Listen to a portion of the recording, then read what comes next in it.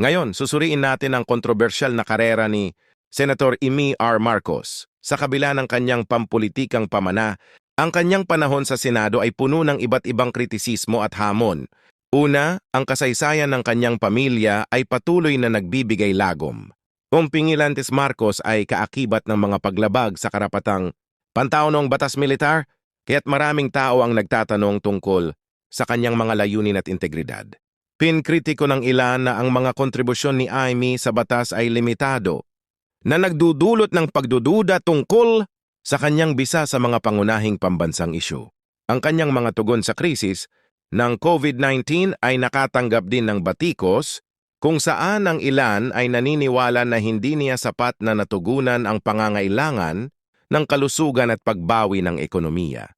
Dagdag pa rito, ang kanyang mga pahayag tungkol sa mga karapatang pantaw at mga extrajudicial killings ay umani ng kritisismo dahil maraming naniniwala na siya ay nagpapababa ng mga kritikal na isyu.